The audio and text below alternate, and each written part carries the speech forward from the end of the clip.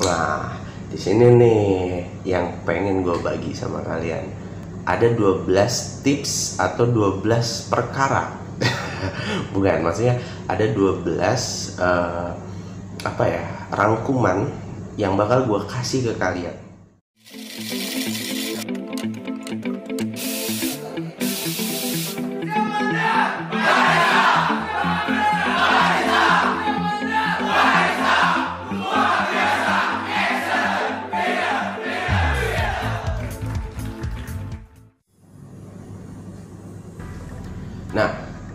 Nah, oke YouTuber, kalian masih bareng sama gue di sini ya.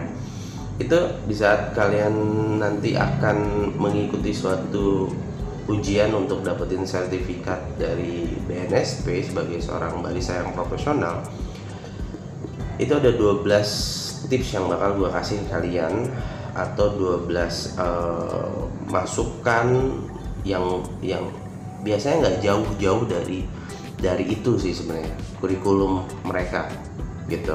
Jadi bocoran sedikit, tinggal kalian ngulik-ngulik aja. Tapi gue nggak mungkin di video ini langsung semua 12. Nah, tapi gue janji insya Allah hari ini gue akan kasih beberapa, satu aja dulu. Jadi sehari satu kurikulum, besok kurikulum yang kedua, terus besok lusanya lagi kurikulum yang 3. Ya kayak gitulah. Nah, intinya yang pertama itu adalah kurikulum atau modulnya itu tentang mengoperasikan peralatan. Ya, oke. Yang kedua, mengoperasikan bar. Yang ketiga, menyiapkan dan menyajikan minuman non alkohol. Yang keempat, berkomunikasi secara lisan dalam bahasa Inggris. Yang kelima, mengikuti prosedur kesehatan.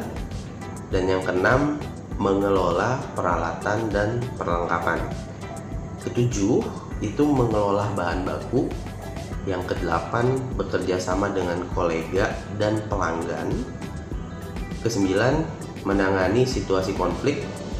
Kesepuluh, memutakhirkan pengetahuan tentang produk kopi. Ke-11, mengelola area kerja. Dan yang terakhir, yang ke-12, menangani pelanggan. Nah, jadi ada 12 bisa dibilang kurikulum lah ya.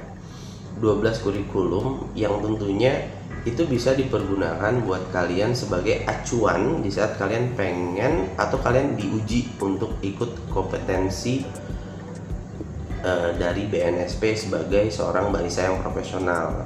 Nah, sebenarnya 12 kurikulum ini itu kalau kita pahami, terus kita ikuti gitu di kehidupan kita sehari-hari, ini sangat manfaat banget, terutama dalam segi kalian mengolah suatu bisnis coffee shop. Itu satu.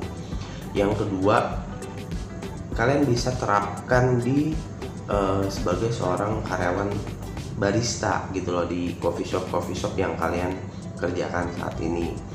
Nah, yang ketiganya, kalian bisa ikut dan sebagai acuan atau sebagai masukan untuk ikut biar lulus di saat ujian sertifikasi barista dari Badan Nasional Sertifikasi Profesi atau BNSP. Nah, di video kali ini gue akan bahasnya satu dulu, besok gue bahas yang lainnya. Yang pertama itu mengoperasikan peralatan. Seperti apa mengoperasikan peralatan? Bentar, gue ngopi dulu.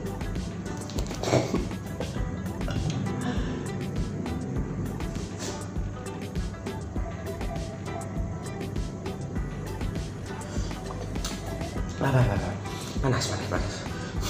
Sorry bro, panas.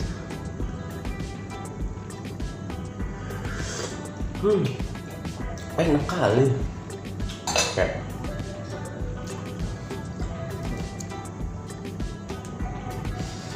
Nah, kita lanjut ya. Jadi kita akan berbicara tentang kurikulum yang pertama, yaitu mengoperasikan peralatan. Nah, seorang barista yang terjun di dunia perkopian, kalian itu wajib tahu tentang mengoperasikan peralatan kopi. Nah, di sini sebenarnya gue nggak akan bilang kalian itu kalau seorang gimana sih, kalau orang udah terjun ke dunia kopi itu gue yakin kalian bisa lah mengoperasikan peralatan mesin kopi, grinder, alat-alat manual brewing, pasti bisa lah, nggak mungkin nggak bisa. Kalau orang barista mah pasti udah bisa, ya toh nggak mungkin nggak bisa. Oke, nah di sini di kurikulum atau modul tentang mengoperasikan peralatan itu kalian harus tahu dulu tentang grinder atau penggilingan kopi ya. Gue bahasnya mungkin pakai bahasa yang mudah dicerna aja gitu kan ya. Nah, menggiling sesuai dengan metode seduh yang digunakan itu kalian harus tahu kan, karena kan nggak mungkin sama. Kayak contoh misalnya kita mau bikin espresso, otomatis kan ukuran grindernya itu harus nggak boleh kasar gitu kan ya, harus benar-benar sesuai buat si espresso gitu kan. Begitu juga kebalikannya, kalau kalian mau bikin seduhan pakai alat manual seperti V60 ya nggak mungkin juga kalian harus giling secara benar-benar halus gitu kan, nggak mungkin juga. Jadi itu harus yang dipahami. Lalu yang berikutnya, kehalusan diatur sesuai dengan standar yang berlaku, itu benar. Jadi kalian harus bisa untuk tahu dulu nih kehalusan si bubuk kopi ini untuk peralatan apa atau peralatan tertentu itu keukuran halusnya itu segimana, itu kalian harus tahu dulu. Lalu yang berikutnya, di saat kalian nanti ikut ujian tes kompetensi barista itu kalian akan dipaparin tentang satu grinder, tolong sebutkan bagian-bagian grinder. Nah, biasanya ada kayak gitu tuh, ini apa namanya. Kalau orang awam kan biasanya ini namanya tempat biji kopi paling atas tuh yang kayak kerucut, ini tempat biji kopi. Nah, sebenarnya ada bahasa Inggrisnya lah ya, bahasa Inggrisnya gitu kan. Nah, itu harus kalian hafalin loh, di saat kalian ikut ujian untuk ambil sertifikat barista dari BNSP itu. Bahkan di dunia perkopian atau di suatu coffee shop, seorang barista itu pun wajib tahu gitu dengan tingkatan grinder tadi gitu loh, sama nama-nama dari grindernya. Apa ya maksudnya ya, bisa contoh nih kayak, nah ini gambarnya nih.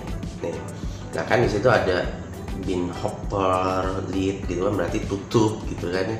Terus ini gue ngomongin dari atas sampai ke bawah ya, suatu grinder nanti harus dijelasin tuh ini namanya apa, Nah itu ada bin, hopper, lid. Berarti lid itu tutup ya, bin itu Mr. Bean ya, bukan, bin itu biji mentah, kopi mentah ya. Kok gitu sih, biji maksudnya, biji mentah lagi. Bin itu biji, lid itu tutup, hopper itu penampung. Udah mabuk gua. Nggak, kita serius. Nah, jadi bagian atasnya itu bin, hopper, lid, terus ada bin, hopper, lalu ada yang namanya bagian-bagian grinder deal, terus ada bin, hopper, door, maksudnya keluar masuk untuk si biji kopi dari hopper itu turun ke dalam mesin. Pas digiling itu ada katupnya, biasanya itu namanya bin, hopper, door ya, pintu ya. Lalu ada grinder dial itu kehalusan kasar atau mungkin terlalu halus. Nah itu namanya yang biasa putar-putar tuh 1, 2, 3, 4, 5, 6, 7, 8 gitu kan, itu namanya grinder dial. Terus ada dozer lid itu tutup, berarti si tutup dozernya. Nah lalu yang tempat dozernya itu namanya dosing adjusting screw gitu. Itu bagian dalamnya tuh biasa ada bunyi.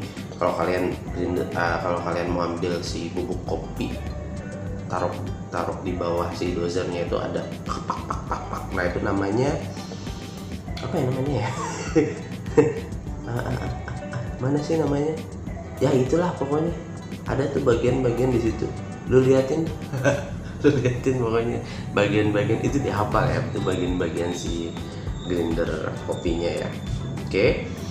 Lalu nah, mengoperasikan grinder kalian juga harus tahu. Bagian-bagiannya kalian udah tahu, berarti pengoperasian grindernya pun harus tahu dong ya kan. Cara menghidupkan gitu kan. Jangan kayak teman gua nih, ketak hidup kan kayak hidup bro, ini apanya grindernya rusak nih kayaknya, tak nggak hidup, diputer-puter nggak hidup juga, ternyata kagak dicolokin ke listrik. Itu yang paling fatal ya. Nah terus kalian juga harus tahu nih mengidentifikasi masalah grinder. Kalian juga harus paham tentang ini. Misalnya grinder itu kalau misalnya biasa kan ada kita masukin biji kopi terus kayak nyangkut gitu, tapi grindernya hidup nyangkut gitu. Nah itu apa yang terjadi? Biasanya hal seperti itu karena putaran si grindernya nggak bisa menampung banyak. Itu biasa terjadi di grinder tipe N600. Makanya kalau grinder tipe N600 itu kita harus masukin biji kopinya itu dikit-dikit, nggak boleh langsung full banyak. Biasanya dia nyangkut gitu loh, karena putarannya nggak kuat gitu loh. Dinamo grindernya itu nggak bisa untuk muter secara langsung gitu. Jadi ada yang tersangkut. Nah caranya gimana? Ada dua cara. Cara yang pertama, kalian harus puter ukuran green size-nya ke ukuran yang lebih kasar atau nomor yang paling gede gitu. Itu satu. Kalau ternyata nggak bisa juga, kalian bongkar bagian depannya, kalian bongkar. Nah biasa ada problem-problemnya biji kopinya masih nyangkut. Nah kenapa nyangkut? Biasanya biji kopinya ada karena masih mentah. Jadi biji kopi yang masih mentah itu biasanya masih keras banget bro, keras banget. Nah biji kopi yang masih mentah itu keras banget gitu loh. Pas dia dihajar sama mata pisau grinder, dia langsung ngeblank gitu, tapi masih hidup ngeblank. Ya itu pembahasannya. Oke. Lalu kalian juga harus menjaga kebersihan grinder gitu. Jadi bukan hanya sekedar make doang nih, lu make grinder, si A make, si B make, tapi bersihin kagak mau gitu, bersihin kagak mau. Nah ingat, cintailah produk-produk Indonesia. Salah gue, cintailah peralatan-peralatan yang ada di sekitar lu, maka peralatan itu pasti akan mencintai lu juga. Gue selama terjun di dunia barista, kalau lu percaya nggak percaya, mesin kopi, grinder, apapun itu yang deket sama gue, selalu gue bilang, bro kita berjuang bareng-bareng, friend kita berjuang bareng-bareng, jangan rusak duluan ya sebelum gue balik modal. Gue ajak ngomong mereka, karena apa? Gue tahu ada chemistry biasanya, dan alhamdulillah mesin-mesin kopi gue semuanya aman gitu. Ya walaupun ada kerusakan dikit, tapi dia itu bener, karena gue ngerasa gue memiliki mereka dan mereka pun memiliki gue. Ya kayak gitu sih intinya ya. Oke. Lalu kehalusan yang tadi gue bilang, kehalusan diatur sesuai standar yang berlaku. Misalnya buat apa, peralatannya apa, mau diseduh pakai alat apa. Nah itu kehalusannya kalian harus tahu. Terus ukuran kehalusan bubuk kopi sebenarnya banyak ya, ada ukuran mikro apalah yang kecil-kecil banget gitu kan ya. Tapi kalian cukup pahami aja tentang fine, medium, cross, fine, medium, cross, fine, medium, cross. Oke. Nah seperti itu aja, cukup itu yang kalian pahami. Baru nanti kalian ngulik sendiri gitu loh, dapat informasi, dapat pengalaman bareng sama barista-barista pengalaman yang lain. kalian ambil ilmunya, kalian curi ilmunya, kalian terapin dalam diri kalian ya, menggunakan mesin espresso. Nah, jadi dalam lingkup modul mengoperasikan peralatan ini ya termasuk menggunakan mesin espresso juga. Jadi membuat espresso itu dengan teknik dan standar yang udah ditentukan berdasarkan peraturan dari World Barista Championship gitu. Jadi kenapa bikin espresso itu harus 25 sampai 30 detik, menghasilkan 25 sampai 30 mili? Karena memang itu udah apa namanya, udah keharusan dan udah standar ya, udah standar dari World Barista Championship gitu. Makanya kita harus sering ngulik sih sebenarnya, harus sering ngulik baru nanti kita dapetin suatu espresso yang benar-benar menurut kalian itu lu penemunya gitu lah, penemunya ya, intinya gitu dah. Jadi kalian harus bisa benar-benar banyak ngulik dan bikinlah espresso sesuai standar. Ada kremanya, ada asamnya, ada pahitnya, ada manisnya, pokoknya lengkap banget gitu loh. Suhunya berapa, di detik keberapa kita stop, green size-nya berapa ukurannya, volumenya berapa. Nah itu kalian harus tahu itu ya. Lalu steaming milk dilakukan sesuai dengan SOP dari perusahaan juga atau standar barista. Jadi steam yang baik itu seperti apa? Buat latte itu kayak gimana? Buat cappuccino itu kayak gimana? Jangan lu samain latte sama cappuccino, beda. Kalau cappuccino kan dia lebih tebal ya busanya, foamnya. Sementara latte itu dia agak tipis, lebih tipis, mungkin sekitar antara kurang lebih 1 cm lah, kurang lebih ya. Tapi jangan terlalu lebih dari 1 cm. Itu udah kategorinya cappuccino. Oke, itu latte. Jadi kalian harus tahu tentang bikin latte dan cappuccino.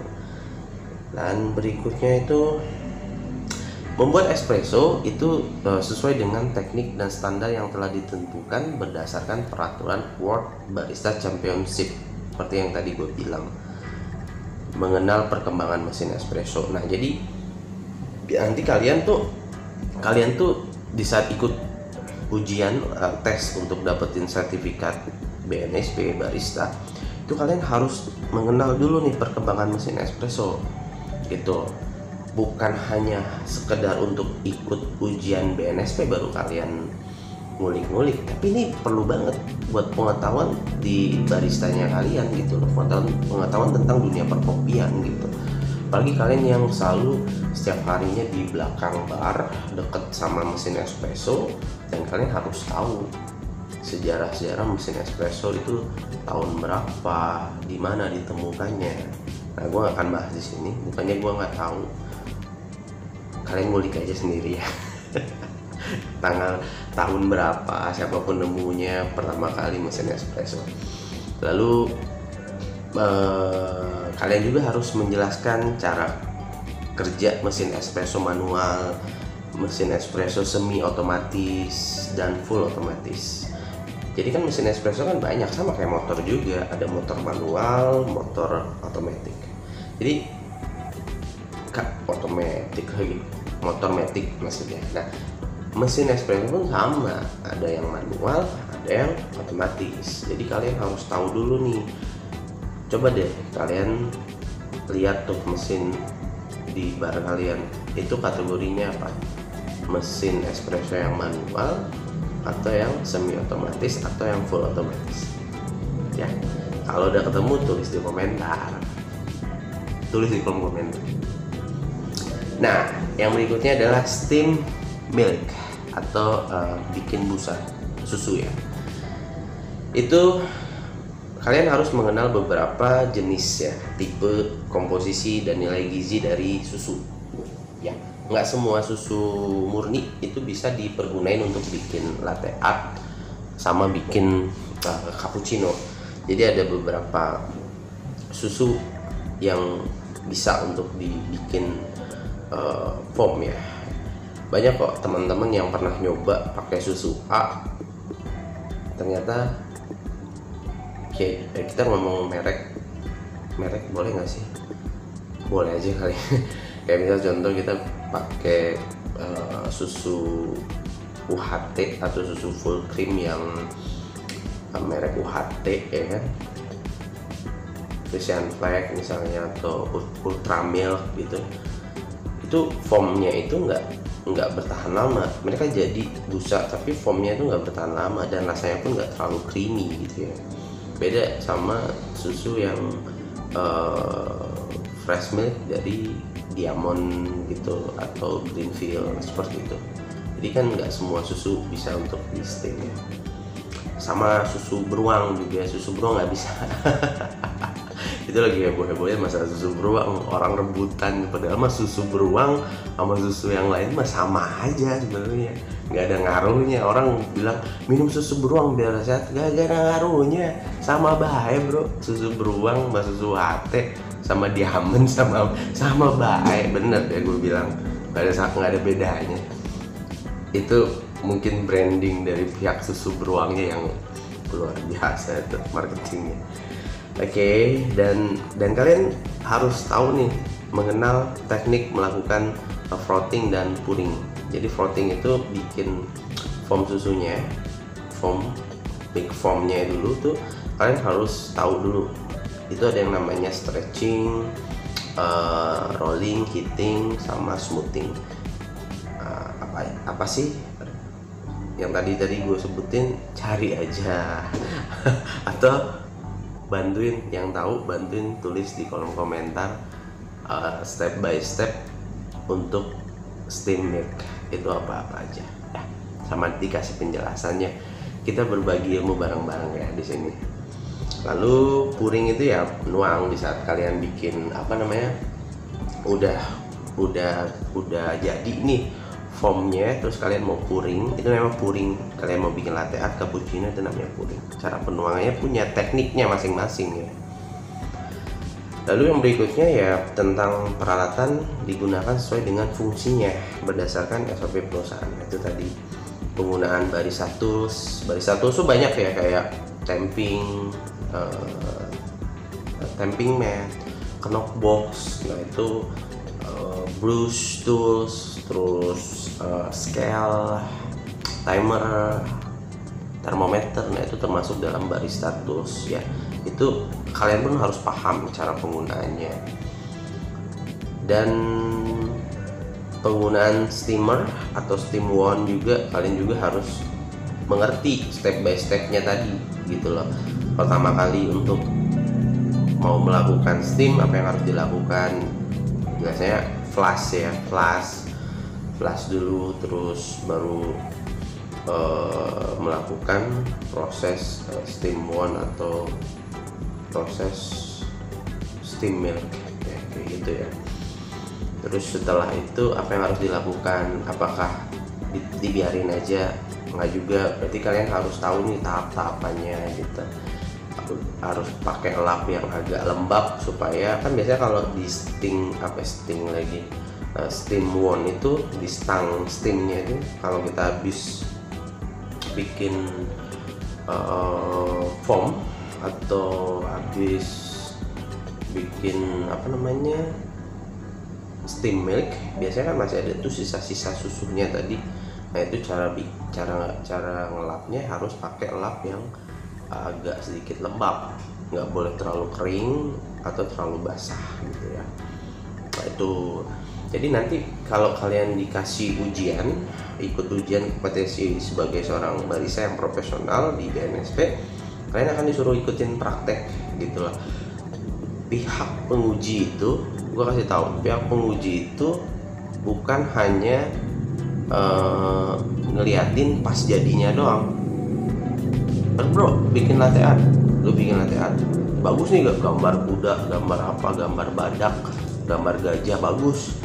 Bukan itu yang dilihat dari mereka. Yang dilihat dari mereka itu adalah bagaimana kalian mengoperasikan peralatan tadi, dari mulai bikin espresso, steam, sampai jadi secangkir kopi. bukan tentang rasa juga. Tapi kalau kalian udah bener-bener pengoperasiannya bener, gue jamin rasa pun pasti enak. Konsepnya gitu aja. Nah itu yang akan dilihat sama pihak penilai atau si asesornya ya. Jadi buat kalian tuh harus inget, jadi barista itu nggak gampang, sulit jadi barista. Jadi buat kalian yang baru mau terjun dunia barista, gue bilang lebih baik mundur aja dah, capek bener. Lagi sekarang PPKM kan. Oke. Nah, yang berikutnya adalah menggunakan alat seduh manual. Kayak apa? V60, Aeropress, French press, kan? Itu. Terus sipon. Nah, itu alat-alat seduh manual. Kalian harus tahu juga cara proses pembuatannya seperti apa. Lalu mengenal dulu nih beberapa metode seduh manual brewing itu dari negara asal. Misalnya kayak French press dari mana, terus dripper, sipon, mokakut, ibrik dari mana. Itu jangan mentang-mentang French press dari Paris, enggak juga dari Prancis, enggak juga gitu. French press dari Itali gitu kan. Jadi kalian harus tahu dulu sejarahnya, ikutin perkembangannya. Nah itu kan bermanfaat banget gitu loh. Di saat kalian, walaupun kalian nggak ikut ujian tes untuk BNSP barista profesional, minimal tuh buat lu gitu loh. Di saat lu berada di belakang bar dan lu akan diliatin sama customer atau pelanggan lu. Bahkan ada customer yang bertanya sama lu, masa lu kagak tahu French press dari mana, kan? Atau misalnya bikin French press lu kagak bisa, ya kan lucu, lu barista men, kayak gitu, maksudnya gitu. Lalu peralatan manual tadi digunakan untuk apa, fungsinya seperti apa berdasarkan SOP tadi ya. Kan beda-beda ukurannya juga. Tadi seperti yang gue bilang tadi di awal, ukuran grisesnya pasti berbeda, bubuk kopinya pun pasti berbeda juga. Ada yang namanya rasio ya kan, 1/15 lah, 1/12 lah, 1/18 lah, itu rasio. Rasio itu adalah perbandingan antara air dan si kopi. Itu kalian harus paham dan hitung-hitungan dulu. Makanya gue bilang jadi barista itu capek, sakit kepala. Lu harus tahu tentang matematika, lu harus tahu tentang kimia, ada kimianya, ya kan? Dan lu harus tahu tentang biologi, iya, tumbuh-tumbuhan. Dan lu harus tahu tentang sosial. Dan berarti lu harus berinteraksi dengan orang. Walau ada lu nyeduh kopi, ditanya sama pelanggan, mang ini kopi apa, mang ini kopi apa, mang ini dari mana. Oke, kalau lu tipikal orang yang multitasking atau bisa bekerja tapi otakmu masih bisa nangkep gitu loh. Tapi ada sebagian barista, dia kerja bikin kopi tapi dia nggak bisa untuk diajak ngomong gitu kan. Ada bahasa istilahnya dia bikin puring gitu, ada bahasa istilahnya senggol bacok gitu kan. Iya memang bener, di saat lu puring ada yang nyenggol, harusnya mau gambar log jadi pantat kan anjing. Gitu. Ya kayak gitulah pokoknya. Nah udah itu aja sih. Jadi intinya modul yang pertama, kurikulum yang pertama tentang mengoperasikan peralatan udah clear. Jadi kalian harus pahamin dulu tentang semua peralatan, grinder, espresso, mesin espresso, alat-alat manual. Nah itu ya, kalian harus tahu bagian-bagian si grinder tadi ada apa aja, tutupnya namanya apa. Walaupun kalian nggak, maksudnya kalian wajib gitu loh tahu tentang tentang bagian-bagian grinder, bagian-bagian mesin espresso, terus bagian-bagian alat manual kayak Aeropress. Kalau dibongkar tuh kan ada banyak banget tuh bagian-bagiannya, tuh bagiannya apa. Nah itu kalian harus pahami, kalian harus pelajari gitu loh maksud gua. Jadi menjadi seorang barista itu jadilah barista yang cerdas, barista yang mau belajar, bukan hanya lu sekedar